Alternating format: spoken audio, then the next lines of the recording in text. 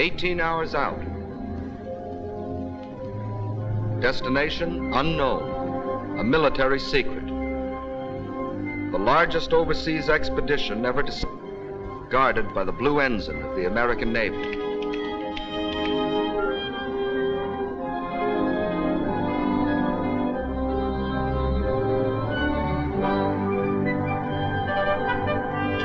Southwards from Britain, some 3,000 miles away, an even greater convoy, twice the size, moves in its appointed place across the seas, shielded by the white ensign of the British Navy. Destroyers in close support, cruisers on the flanks, and beyond the horizon, the battleships. From the decks of aircraft carriers, and from the shore, planes of the Fleet Air Arm and Coastal Command patrol the skies and search the seas, advance outposts of an elaborate protective screen. East-northeast, the American convoy. Southwest by west, the British. Nothing like these two armadas had disturbed the waters since the world was made. This is a combined operation, an operation that began some 4 months earlier in Washington, D.C. The President of the United States welcomed the Prime Minister of Great Britain. The gravity of the moment had brought them together. The lights burned all night that night in the White House, where the two leaders met with their combined chiefs of staffs. For this was the picture taking all too definite form in the minds of the civil, military, and naval leaders now locked in secret conference. Two Axis spearheads were headed east. In the north, von Bock was hewing his way through the Ukraine to the Caucasus. In the south, Rommel was driving toward the Egyptian border. These two spearheads were intended to meet in Iran and head eastward towards India. In the Orient, Japan had occupied the coast of China, the East Indies, Malaya, and Burma in preparation for the drive westward through India. If these two enemy spearheads were allowed to meet, Russia and China, except for their remote Arctic ports, would be completely isolated.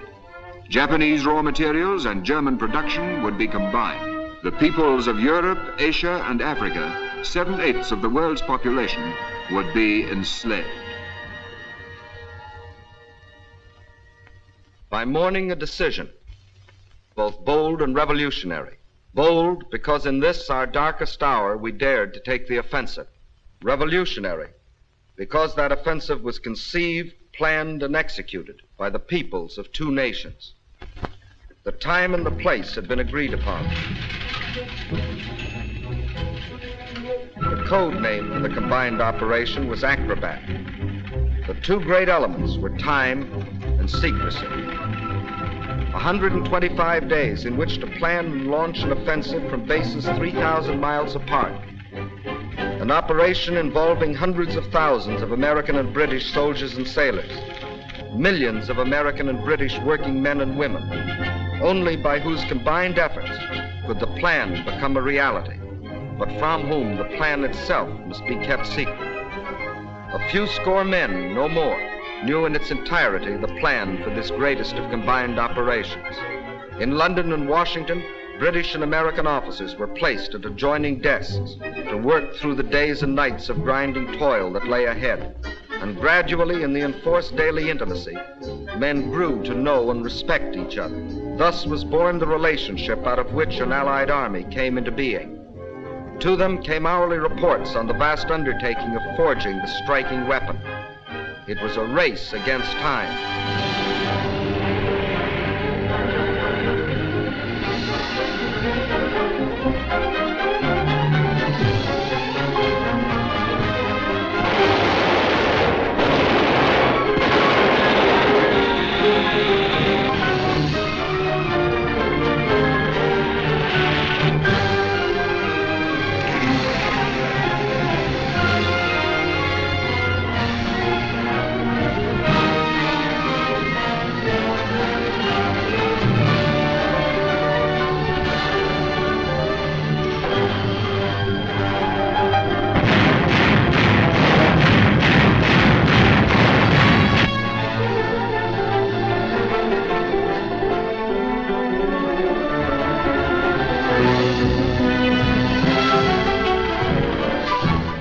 United States, men and supplies poured eastward toward the Atlantic seaboard.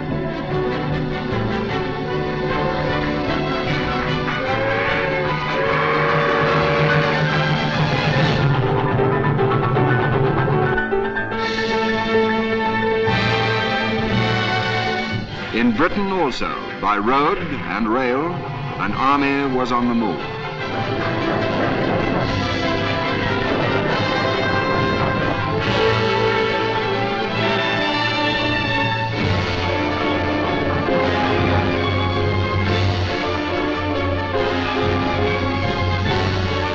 By day and night, the dockers worked.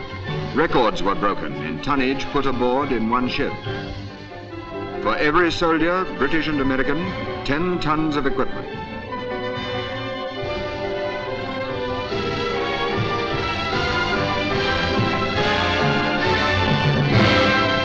On both sides of the Atlantic, the effort was tremendous. Guns, trucks, aircraft, petrol, water, food, barbed wire, locomotives. Of ammunition alone, we shipped 520 different kinds.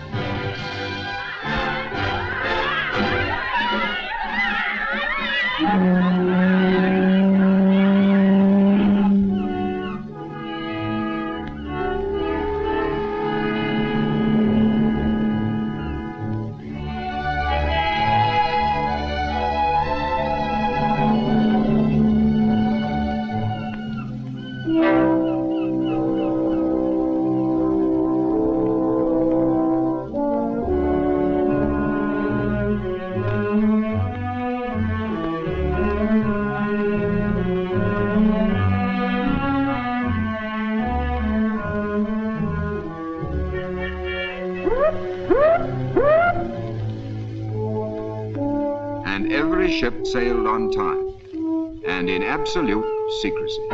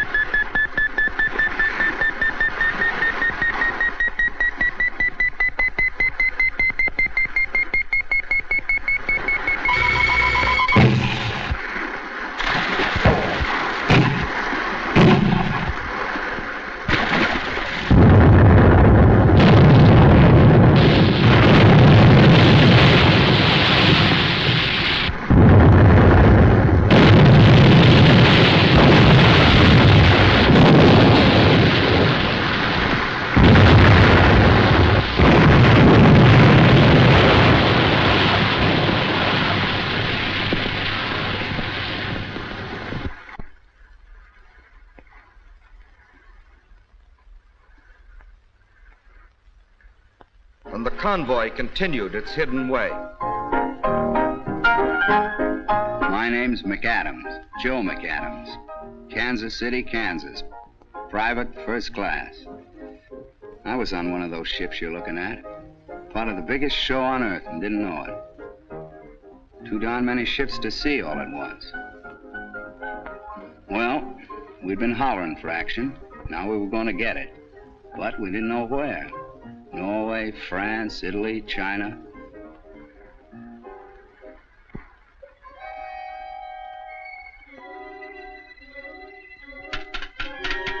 Finally, on the 5th day, we got the news.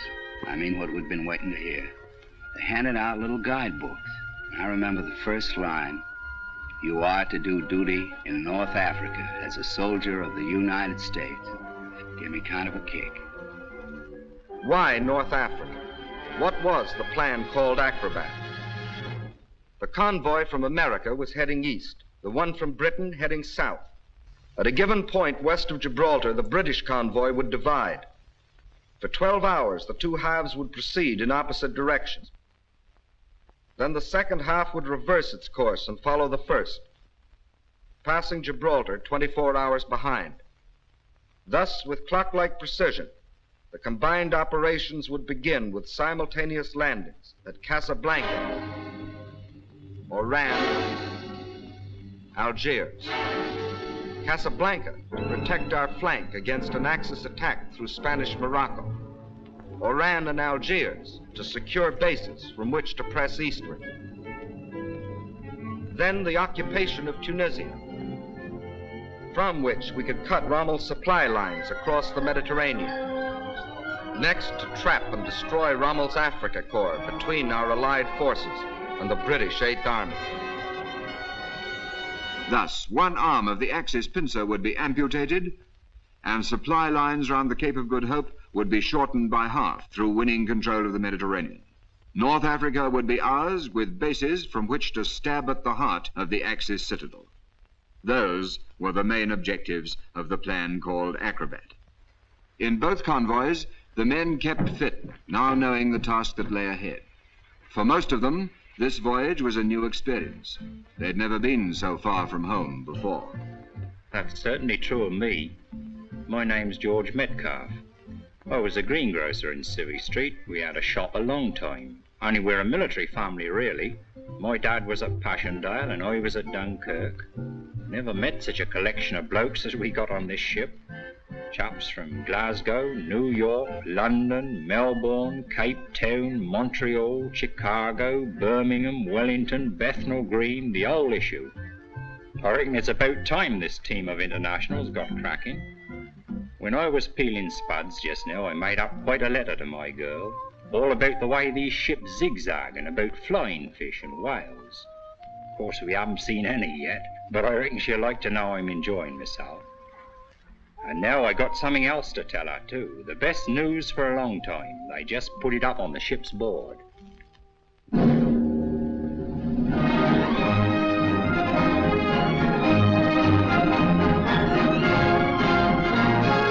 But the Eighth Army's offensive was only one phase of a larger strategy. Included therein, the bombings of Genoa, Naples, Turin, precision bombings of the Renault factory turning out Rommel's tanks. All these are part of the plan called Acrobat, of which the enemy still knew nothing. Nothing of the submarine trip to Africa by General Mark Clark, with a message to be smuggled into France. Nothing of the arrival at Gibraltar of General Eisenhower, where he was joined by General Henri Giraud, who had received General Clark's smuggled message. The enemy knew nothing until the last possible moment, when the first half of the convoy from Britain steamed past the fortress of Gibraltar. It was at night that the ships passed through the straits. The time had been carefully chosen, for here in narrow waters, attack seemed certain. Aboard ship and on the rock, everyone stood to, but the ships moved steadily on.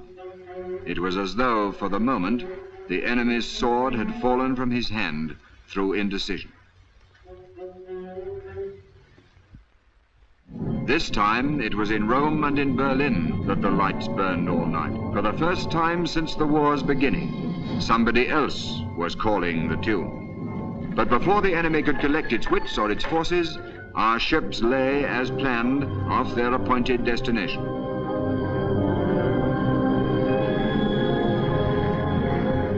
Events planned 4 months earlier moved to a climax. Off Casablanca stood the convoy from America. To the troops aboard spoke their commander, General Patton. Soldiers and sailors, it is not known whether the French African army will contest our landing. But all resistance, by whomever offered, must be destroyed. However, when any of the French soldiers seek to surrender, you will accept it and treat them with the respect due a brave opponent and future ally. Remember, the French are not Nazis or Japs. November the 8th, 1942. Orders of the day. The words "play ball," transmitted by the task force commanders, signifies that all forces are to take vigorous and offensive action against the enemy. A large searchlight shown in a vertical position at night signifies that the enemy has agreed to the terms of the Allies.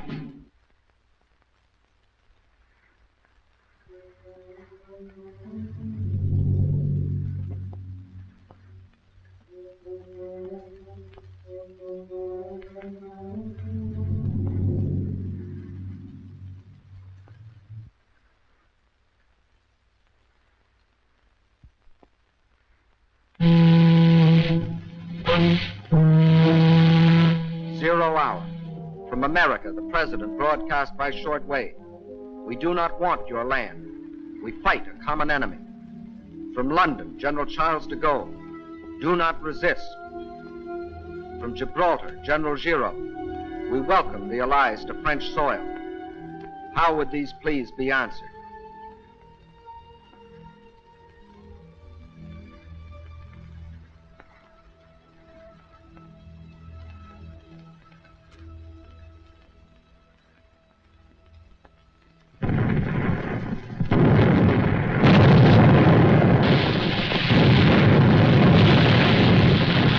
Play ball.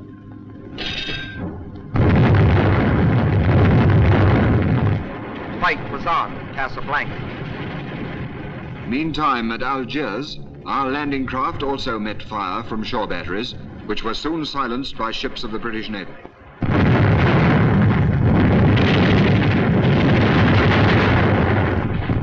Here, too, the French troops ashore were asked by radio to indicate a friendly attitude by throwing their searchlight beams vertical.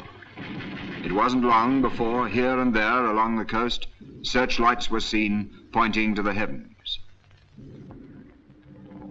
As dawn broke, fighter planes from Gibraltar, fitted with extra fuel tanks, took off without even waiting to hear whether the landing fields at Algiers had been captured.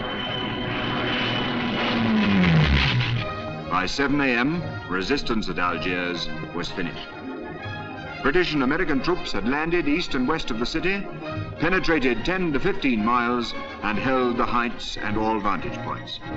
In Algiers, on that famous November the 8th, was Admiral Jean Dallon, French Vice Chief of State under Marshal Pétain. It was after consultation with him that the French commanding general agreed to surrender the city. Meanwhile, at Oran,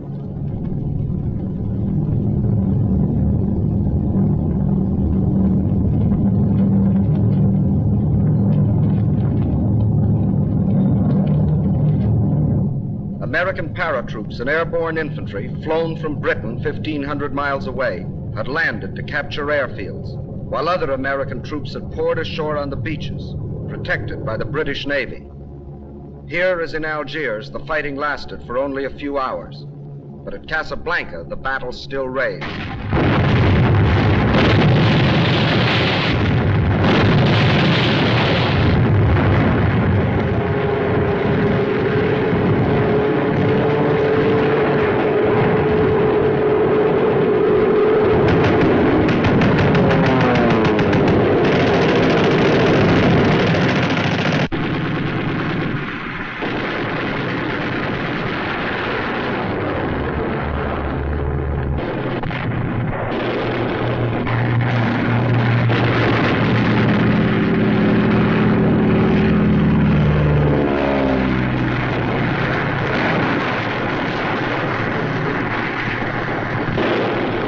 Shore batteries and the heavy guns of the French battleship Jean Bart and several cruisers, destroyers, and gunboats put out a devastating fire.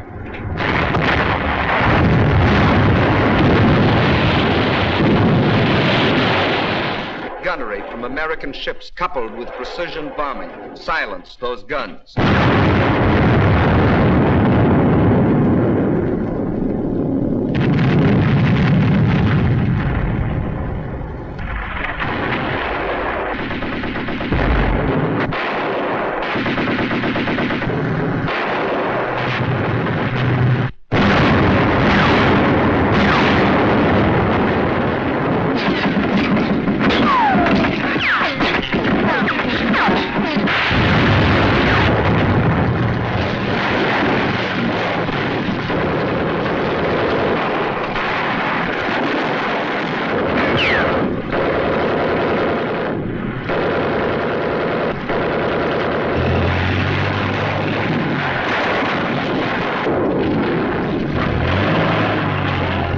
Striking inland from the beaches north and south of the city, shock troops cut the railways, other lines of communication, then converged upon the town.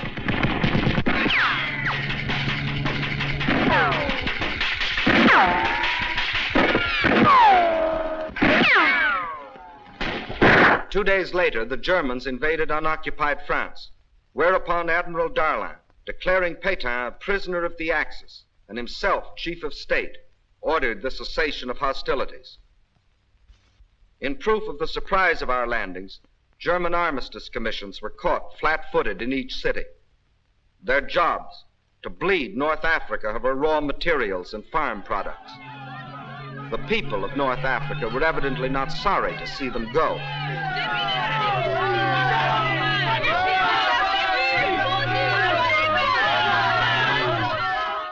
Events moved swiftly. To Algiers came General Anderson, commanding the British First Army. General Giraud took command of the French land forces. United under General Eisenhower, they were ready to take the field. Once more, the tricolor, the stars and stripes, the Union Jack flew side by side.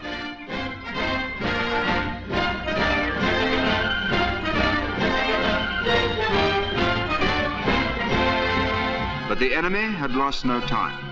Across the Mediterranean, by sea and by air, he was pouring men and equipment into Tunis and Bizerta. Despite this, we determined to start the campaign at once, hoping to reach the distant cities before the enemy's grasp had become too strong. This was a bold decision, for the British First Army was as yet little more than one division, and the bulk of the American forces were needed to safeguard our position in Morocco. We had other disadvantages. Roads were poor, railways inadequate.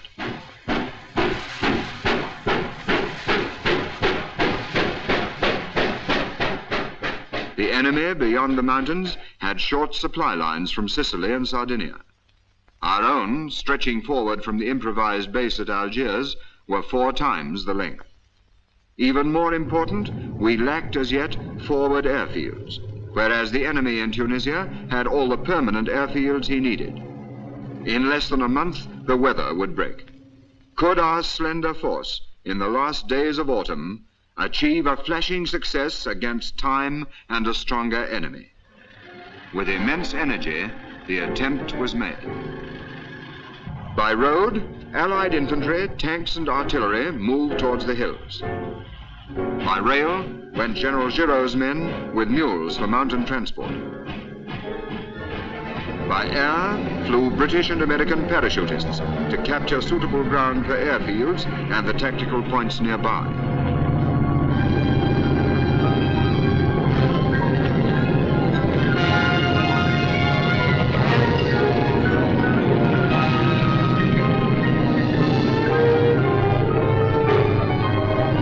By sea went commandos to Bougie and Beaune, the latter 300 miles to the east and only 60 miles from the Tunisian border.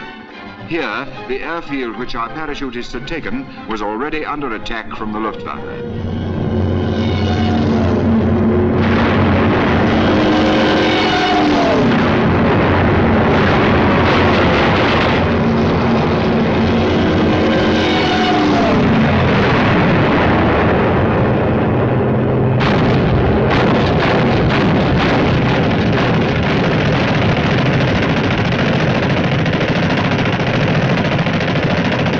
It was our only permanent forward airfield and had to be fought for repeatedly.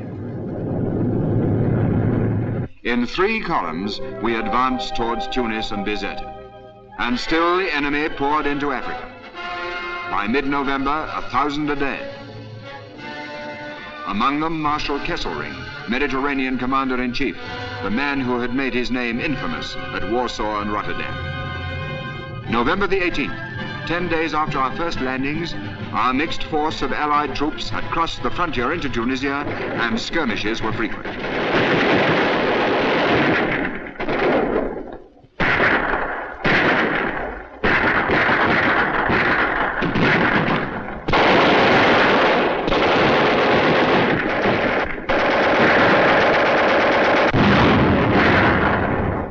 On we went, Small units of French, British, Americans held up here, gaining there, fighting Rhodes as well as Germans, but pushing on. By November the 22nd, we were in Béja, 450 miles on the road to Tunis. News came that 30 miles on, the French under General Barré were holding Meges el Bab against the Germans. The French were fighting stubbornly, equipped with little more than machine guns and rifles. General Anderson promptly moved to support them. Together, we held Meges, henceforth a pivotal point, and forced the Germans back. But now we went into the plains and were increasingly exposed to the enemy's more numerous tanks and aircraft.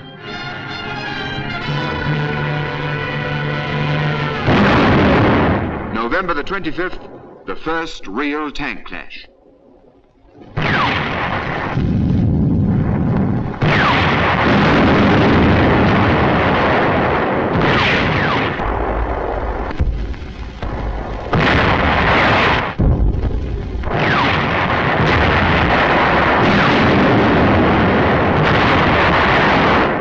"15 enemy tanks destroyed, and the rest withdrew.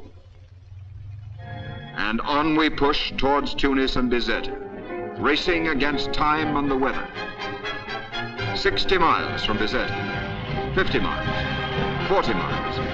Our supply lines inexorably thinning, our reinforcements fewer and fewer. 30 miles from Bizerte, 20 miles, 18 miles from Tunis, 16, 15. And from the hills, our patrols saw the city. But now the enemy attack rose to a crescendo.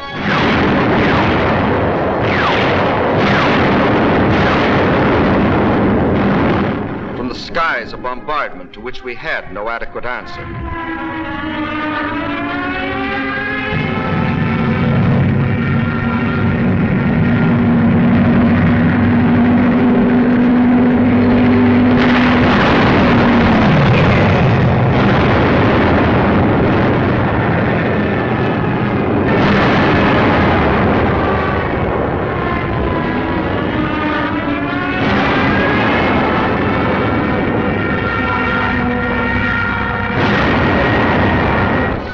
Supplies were far outrun, our casualties heavy. Even as the goal was in sight, the race had been lost. This first thrust, this adventurous gamble had failed. We fell back to the protection of the hills.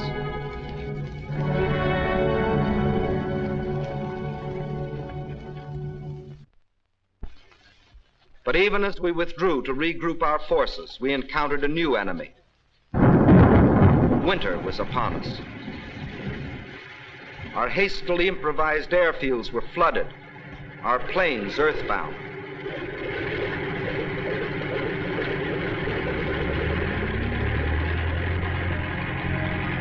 The roads became running streams.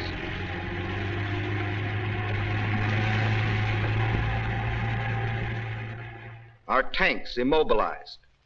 All hopes of a quick victory had finally foundered in a sea of mud. But the race for Tunis and Bizerte had not been in vain. For our battle lines, now stabilized, ran south from Meges el Bab through Usultia, Faid, Maknassi, and Gafsa, along the barrier ridge of mountains known as the Great Dorsal, which separated the German-occupied coastal plain from the mountainous regions to the west. German expansion was possible only through a series of passes traversing the Great Dorsal, and all through the winter months we held those passes against incessant German attack.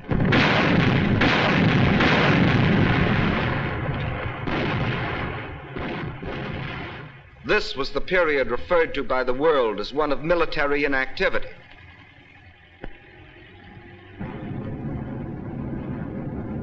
A period during which we sustained nearly half the total casualties incurred during the whole North African campaign. That's right. When you read in your papers about lulls that don't apply to George Metcalf and the poor bloody infantry, never did.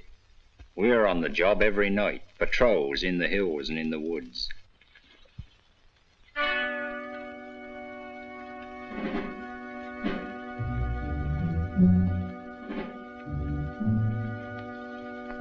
Off we go with some Brens and Tommy guns and a few Mills bombs, and if we're lucky, we scupper a few Jerrys and bring a few prisoners in. Old Fred Parker's the best. He was a poacher. That's second nature to old Fred.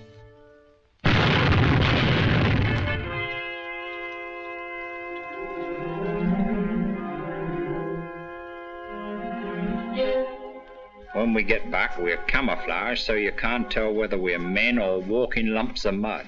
We picked up about half Tunisia when we got back this morning. We just about scraped it off when we had to go out again at dusk and pick up the other half. Great life. You'd think mud would be different in Africa. Different from France, say. Old Fred says it weighs heavier here and don't smell the same, but me, I can't tell any difference. It turns white bread into brown just like the other stuff. Keeping the automatics and rifles clean is the worst. Old Fred's only got about half a tail of his shirt left. There's one thing we do thank God for, the mules. Fancy that, mules. If it wasn't for the mules, we'd just about starve. Not that we eat them, I don't mean that, but they bring up the rations, see? Nothing but mules or eagles could ever get here. Mud, just mud. I told my girl I'll stick to her like mud, and I can't say more than that. Whenever the fields were dry enough, our planes took off to tackle the Luftwaffe. Though still outnumbered, in 4 weeks they shot down 241 enemy aircraft, for a loss of 89 of our own.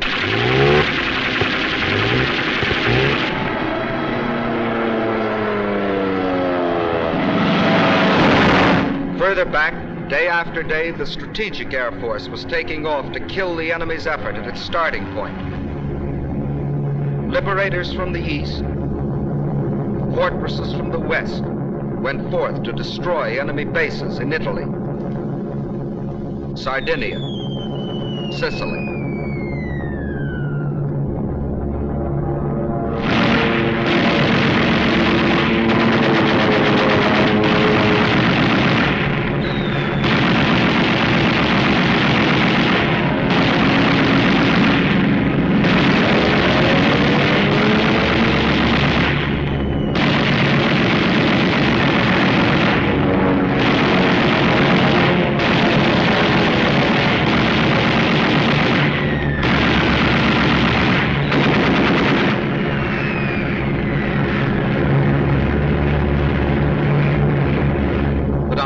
No offensive could be launched until spring.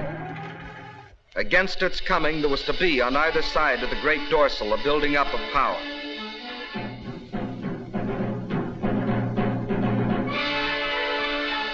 Over supply routes that spanned on the German side 150 miles of water, and on our side hundreds of miles of land, and then thousands of miles of water. The longest assembly lines in the world were in operation, from the factories of the United States and Britain, from Birmingham to Algiers, from Detroit to Oran, from Manchester, Los Angeles, from Leeds, from Pittsburgh to Casablanca.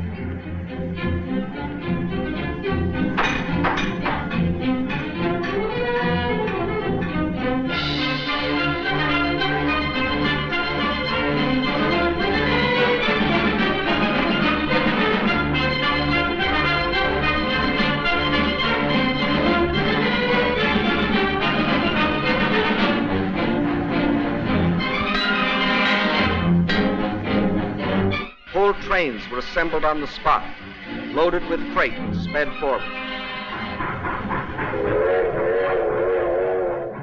The South Atlantic became an airway as well as a seaway. From Brazil, flights of P-38s equipped with extra fuel tanks were flown across the seas. Each flight led by a flying fortress which provided navigation. From Gibraltar, aircraft which had been brought by ship from Britain and reassembled on the Rock were flown off to Tunisia. Nearly 1,500 planes reached the front by this route.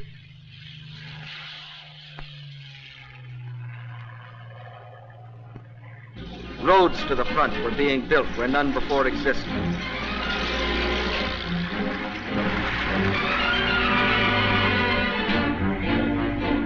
On wet, still unfinished landing strips, giant planes sat down with cargoes of materiel. Our reservoir of power was filling up.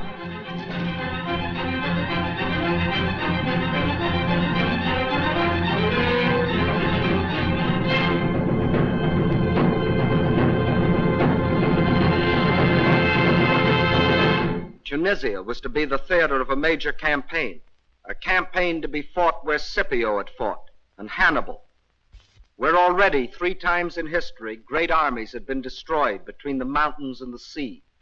These hills and plains were again to echo to the tempest of battle. Not now the trumpeting of elephants, but the crash of tanks and artillery. Not now an empire, but a way of life at stake.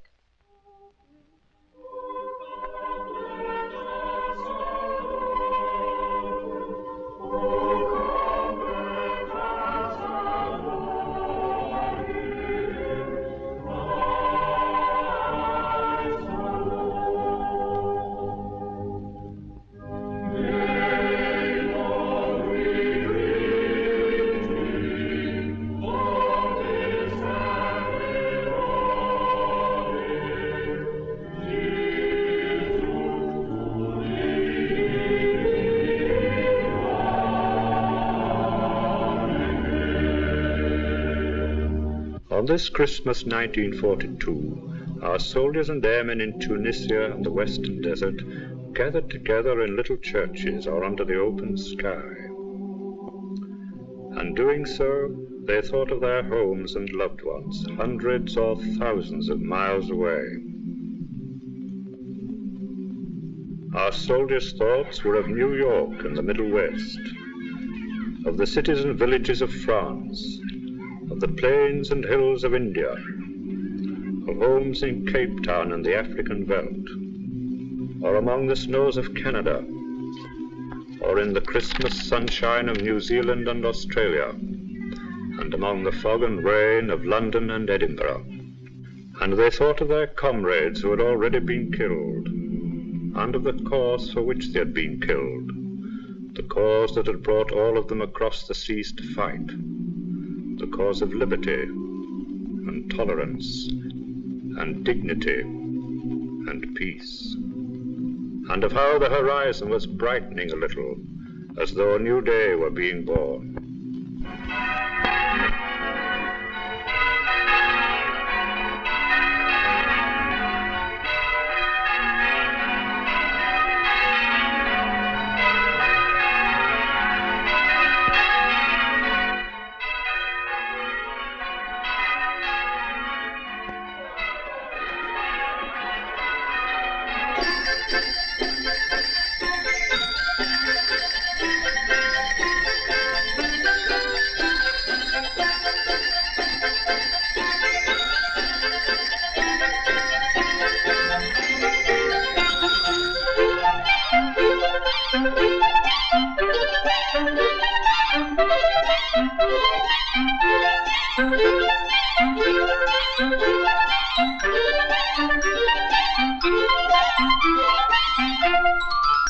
A lot of us guys got packages at Christmas. You know what was in mine? Stuffed dates. Stuffed dates in Africa under the date bonds. Can you beat that? One good thing about Christmas, you may get homesick, and we did, but you also get Christmas dinner. The troop ship was leaving Bombay, bound for old Algiers shore, heavily laden with tidings by men, bound for the land they adore.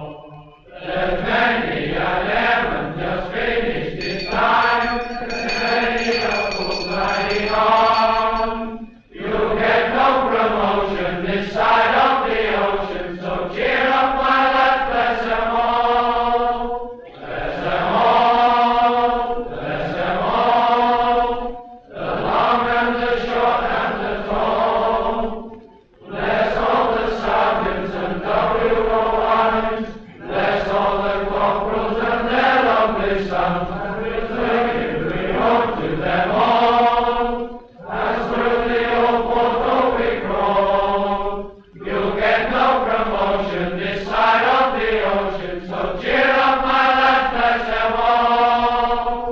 Everybody fed well at Christmas,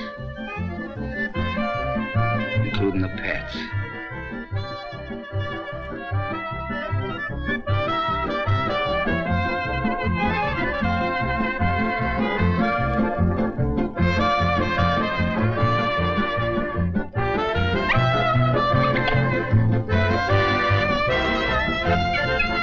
Along about now, we began to take notice of the kids.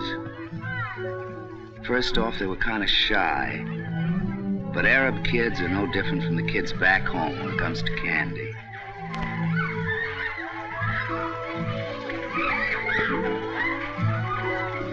A lot of them looked about half starved. The Germans had picked the land clean. So we gave half our milk ration to the Red Cross. And they ladled it out.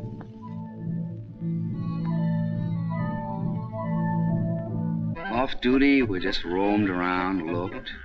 And we saw some mighty strange sights.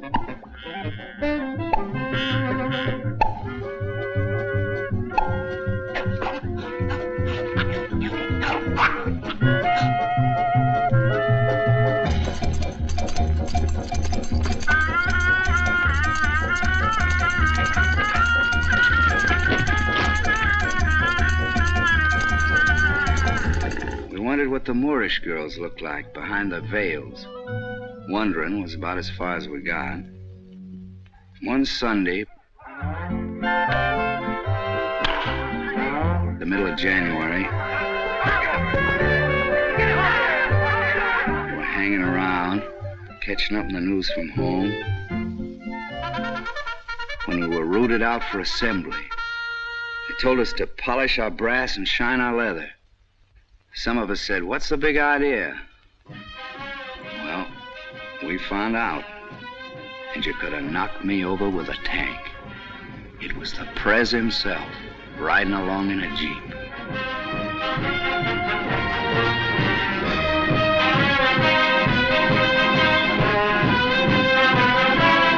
When we saw Mr. Churchill come in, not puffing his cigar, we knew something big was cooking. In a small seaside hotel at Casablanca, discussions began at once. Their purpose, to design the shape of victory in Africa and beyond. First, a meeting was arranged between Generals de Gaulle and Giraud, who had succeeded Admiral Darlan, assassinated a month earlier. Out of the meeting was to grow the union of the fighting French, who had never lost hope, and the French for whom hope had been reborn. Second, the united command for the new Tunisian campaign was created. The Allied troops in the area were now predominantly British, but by common agreement, General Eisenhower continued in supreme command. As his deputy commanders, 3 British officers, General Alexander on land, Admiral Cunningham on sea, Air Chief Marshal Tedder in the air. Under them, British, American, and French officers and men serving side by side. The whole scheme a dovetailing of command, unique in military campaigns. Third, we fixed the terms which would end the fighting. Unconditional surrender. Of all these decisions, our Russian and Chinese allies were kept fully informed. The conference ended, Mr. Churchill flew on to Tripoli to greet the victorious 8th Army and explain its vital part in forthcoming events. For the decisive hour was at hand. Battle lines were drawn. In the north stood the British First Army. In the center, General Giraud's French troops. In the south, the Americans. Further south, a small group of fighting French had completed its historic 1,500-mile march and taken up positions on the left flank of the British 8th Army, which faced the formidable Mareth line, behind which barrier Rommel's army, after its long retreat, had entrenched itself. Tunisia was gray with German troops, 15 full divisions.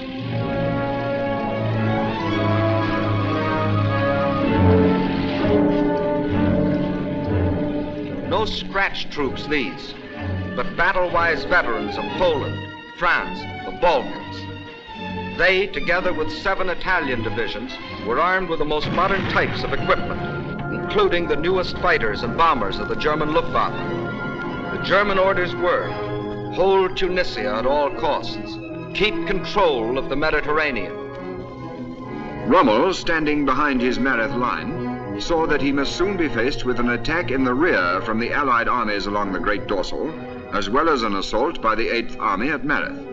He therefore struck first, in an endeavor to remove the menace behind him. On February the 14th, the blow was struck. Heavy armored columns burst out of Faid Pass in the mountain barrier and through into the valley beyond. In the face of their onslaught, Allied armor withdrew with heavy losses. By the 21st, the enemy had forced his way through the Kasserine Pass, and his armored columns were advancing in a three-pronged thrust. One main column aimed at Tabessa, our supply base in southern Tunisia, and another at Thala, key town in our lines of communication. Almost within sight of his objective, he was halted. American, British, and French forces all stood immovable against the final impact, and in counterattack broke it, while Allied air power pounded Rommel's lines of communication and supply. The threat was ended. Advancing past destroyed German armor, we reoccupied Kasserine Pass, and by March the 17th, the original battle lines had been restored. As soon as Rommel saw that his westward thrust was doomed, he made an abortive attack south against the 8th Army. The Germans unveiled the new Tiger tank, the British the new 17-pounder anti-tank gun.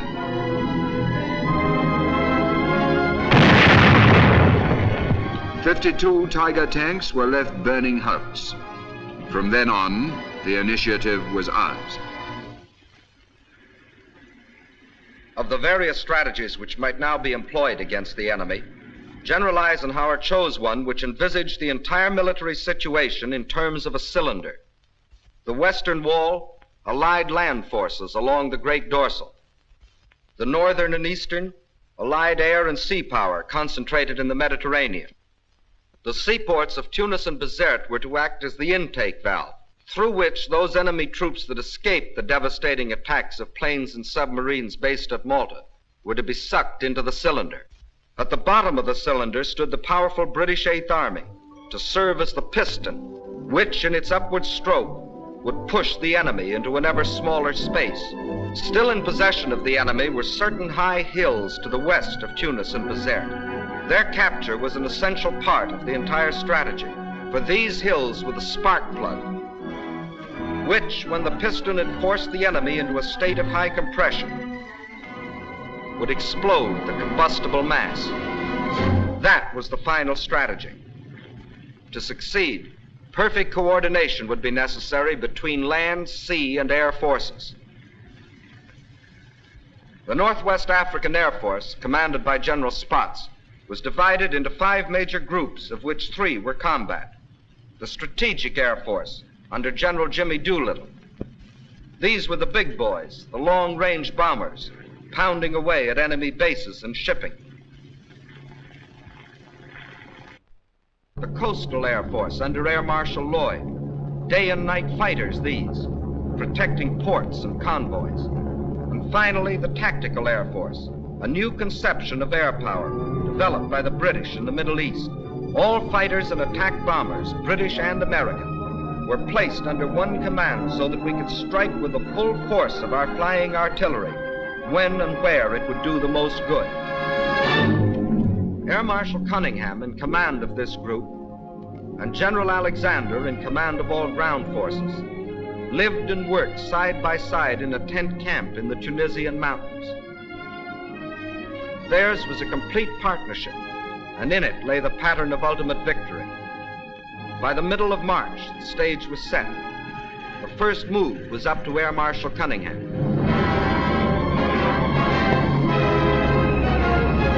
In a continuous 24-hour assault, the Mareth fortifications were pounded from the air.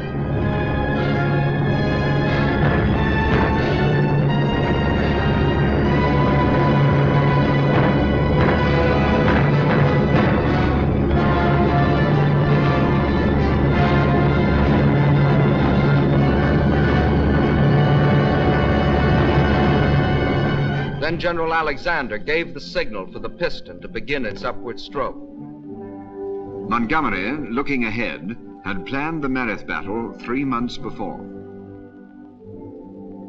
he would strike after a barrage and in moonlight, as at El Alamein. But simultaneously, he would begin an outflanking movement on the left. The frontal blow had to cross a gorge, the Wadi Zigzag, and create a bridgehead under cover of which tanks and artillery could cross the Wadi before the enemy's counterattack in force could be made. 3 days before the attack, it rained heavily.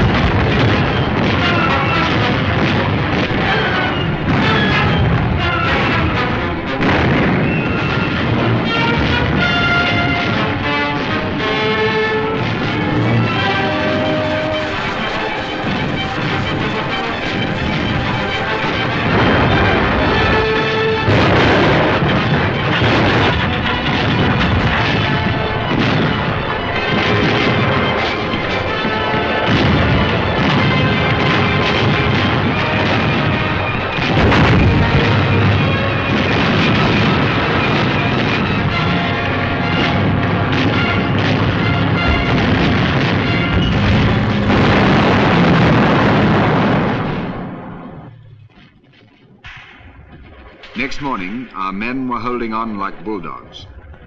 Only 4 tanks had got across, but with these and their own arms, our infantry kept the bridgehead intact. The enemy, fearing another El Alamein, now withdrew armor from other sectors and threw it in.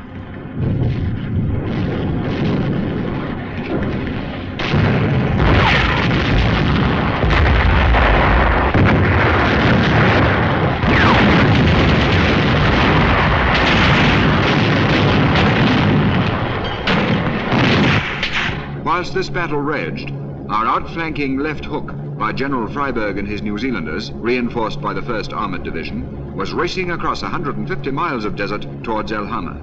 The blow was now struck by 50,000 men on the ground and by bombers, fighters, and tank busters from the air.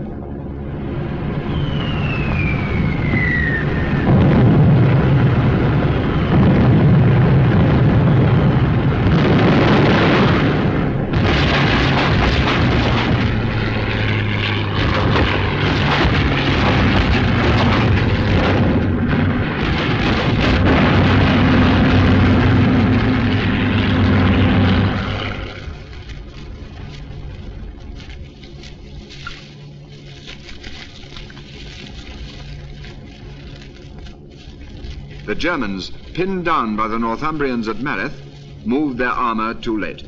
The New Zealanders, thenceforth to be known as the left hookers, drove through.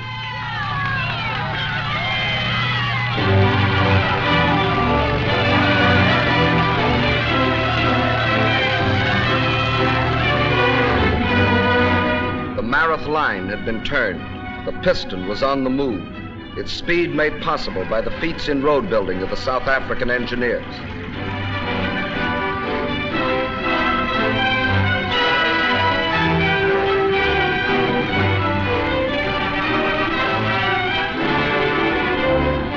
Air and naval forces shelled and bombed all along the seawall.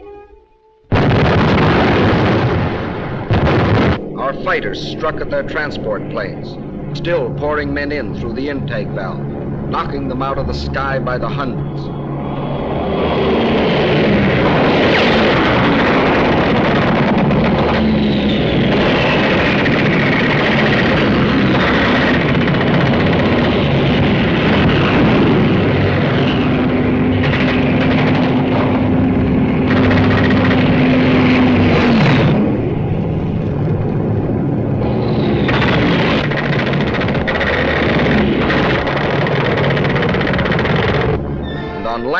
The British First Army was a constant threat in the north, while in the center the French had attacked at Pichon, and further south the Americans had broken through to El Gatar and McNassy, thus enforcing constant pressure all along the land wall of the cylinder.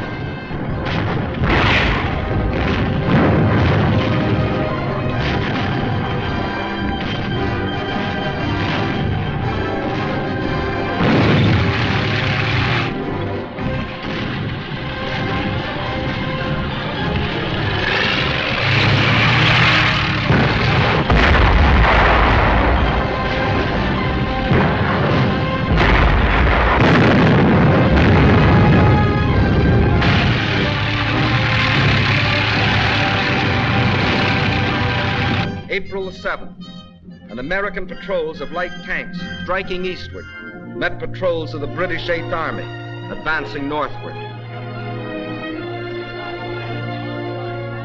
We got quite a bang out of meeting these guys. 2,000 miles they'd come, fighting all the way. Yes, sir, we got a real bang out of it.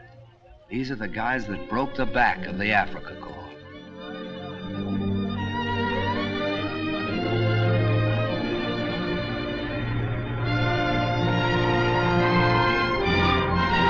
Still, the piston pushed relentlessly on. April the 10th, Sfax fell. April the 12th, Sousse. And on April the 20th, after exactly 30 days of fighting and pursuit, the 8th Army had driven the enemy into the hills beyond Enfidaville. And in its wake was a great homecoming. What got me was watching those villagers coming back. Mostly on little donkeys, piled up with so much stuff you'd wonder how they carried it. Reminded me of the Bible somehow. You know, the donkeys and the hills behind, and these folks trekking home. There was one old chap spoke a bit of English, and he comes up to me and old Joe McAdams and he says, "Thank you, thank you, thank you, thank you." And then he started shaking hands with us. I thought he was never going to let go. And as we watched him going down the hill, Joe says to me, he says, "You know, George, I had a buddy killed the other day and I was pretty sore about it. But now all these poor devils coming home gives the whole thing a kind of a meaning." Well, then when we went down to the village, it was just the same down there. Little Jewish boys taking off the yellow stars they'd been made to wear as if they was lepers. And then our army doctors attending to the women and the youngsters, just as if they was on the panel back home. I certainly felt less browned off. I certainly did. The rapid advance of the 8th Army had left the American divisions at McNassie and El Guitar far behind the battle area. General Alexander now switched these divisions to the north. This remarkable 200-mile march across the heavy traffic streams of the First Army's lines of supply was accomplished without once interrupting the eastward flow, and this in complete secrecy.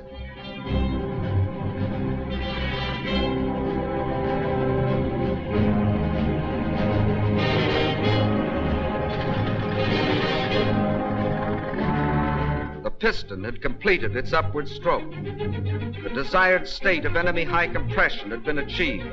Now to capture the spark plug, the vital hills west of Tunis and Bizerte. This led to a number of major battles, of which 5 were typical. Hill 609, Longstop Hill, Gubelat Plain, Jebel Mansour, and Takruna. The 8th Army struck at Takruna. The French 19th Corps attacked Jebel Mansour.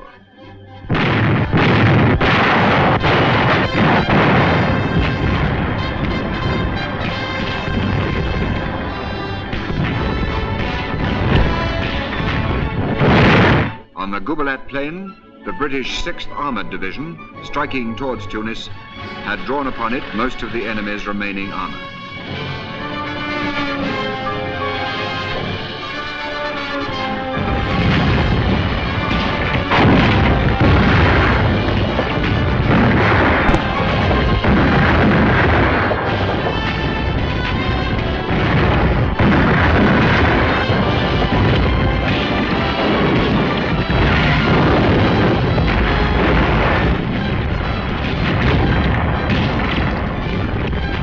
In 3 days of struggle, our main purpose was accomplished, the drawing to this battlefield of von Arnim's tanks and guns and their destruction. Meantime, the British 78th Division was pressing the attack on Longstop Hill.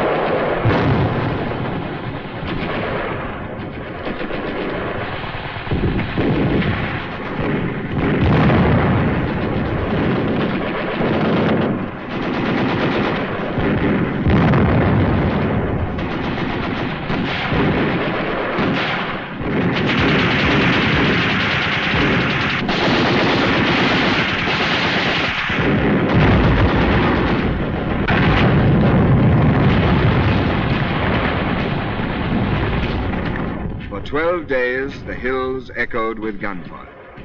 Positions were taken, lost, and retaken. When the German lines broke at last, their dead lay in hundreds, unburied on the battlefields.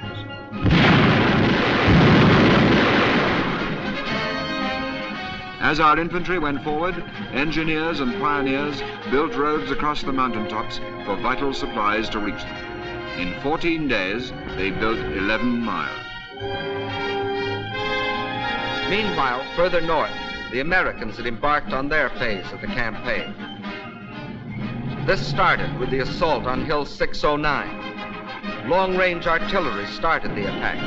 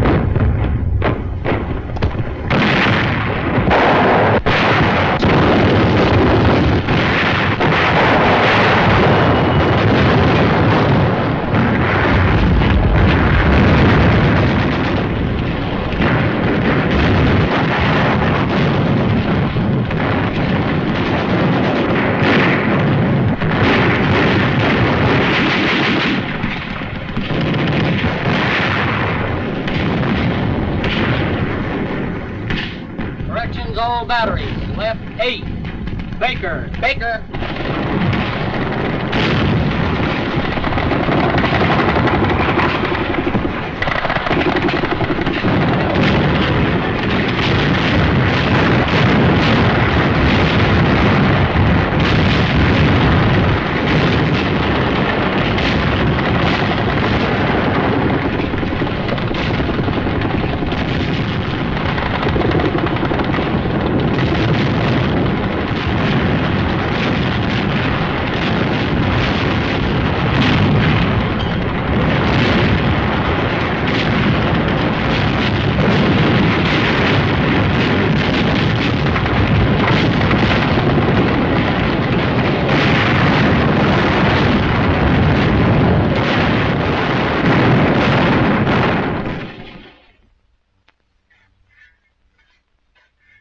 We took Hill 609.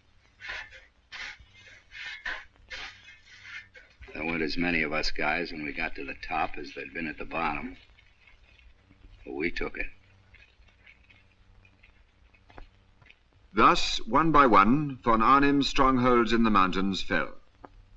The Germans had been outfought. Now they were to be outwitted. General Alexander knew their fear of the Eighth Army. So he reinforced that fear with heavy bombardments and local attacks from Montgomery's front. At the same time, he secretly transferred the 4th Indian and the 1st and 7th Armored Divisions from the 8th to the 1st Army in the north, whence the main attack was to come. The spark plug was ours, and we were now ready to explode the combustible mass. Now to pour on the power.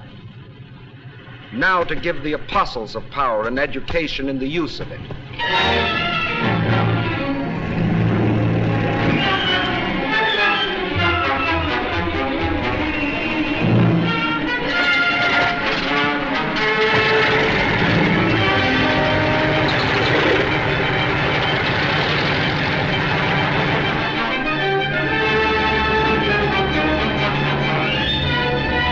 British and Americans in the air with everything that could fly.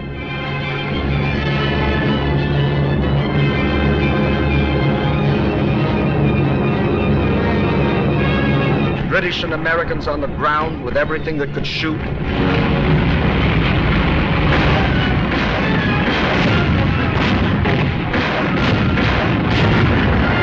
French artillery, French infantry.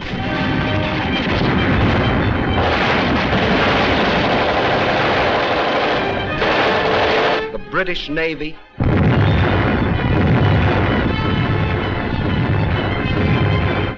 poured forth their concentrated fury.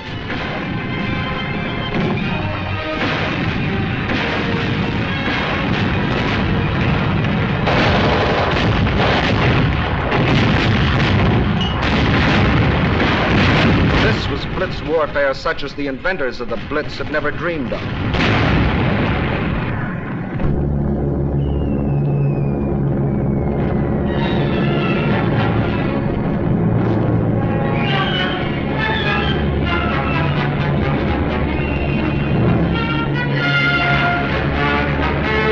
The Nazis' challenge to the free world to fight or surrender was being answered.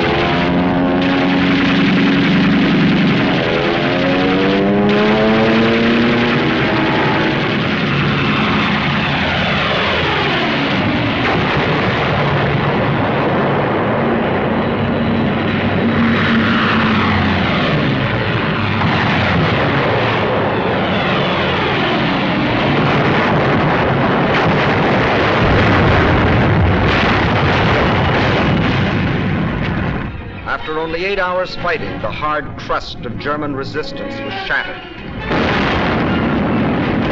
Our armor crashed through.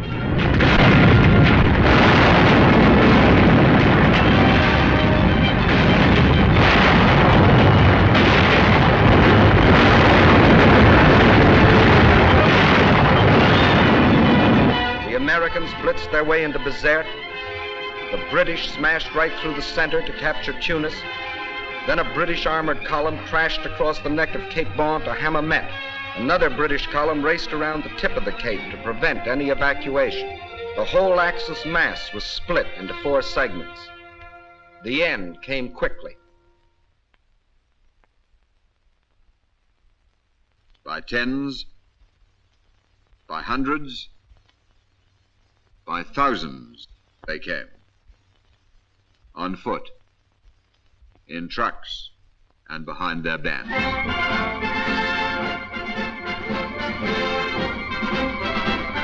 The greatest mass surrender of fully equipped troops in modern history. We had lost nearly 70,000 men, dead, wounded, and missing. 35,000 British, 18,000 Americans, 15,000 French. But for every man we had lost, the enemy lost 5. And at the end, 15 full divisions, 266,000 of their best men laid down their arms. No Bataan this, no Crete, no men riddled with disease and shrunken with hunger, fighting to the last barehanded. Educated in the school for power, they were quick to recognize superior power. And when they did, they quit cold. This is the end of the Axis African adventure.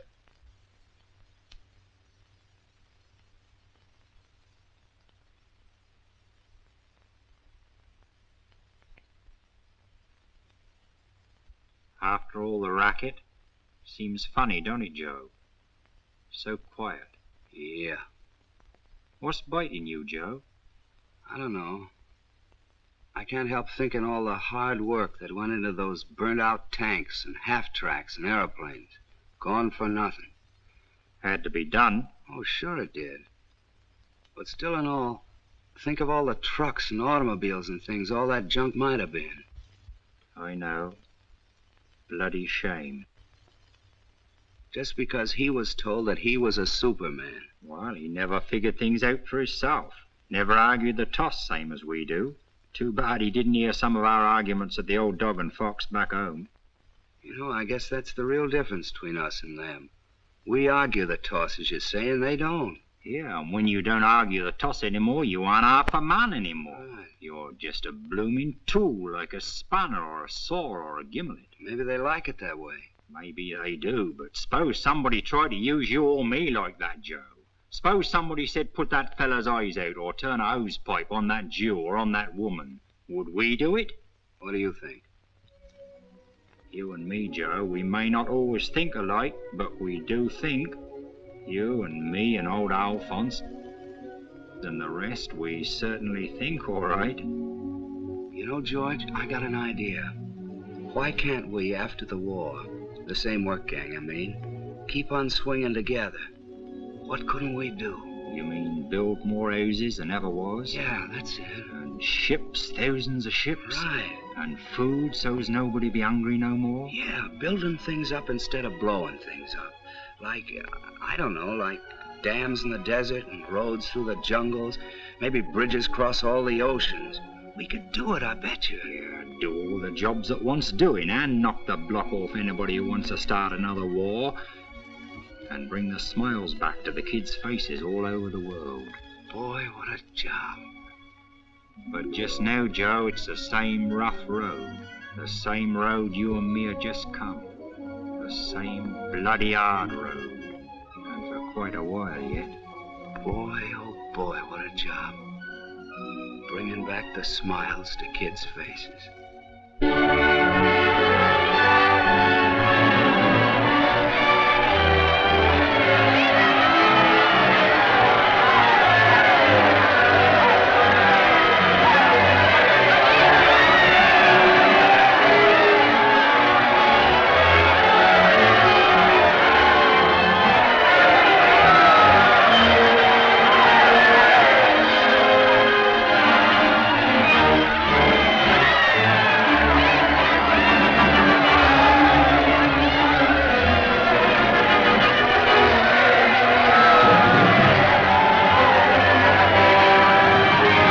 Africa is freed, and Europe that much nearer freedom.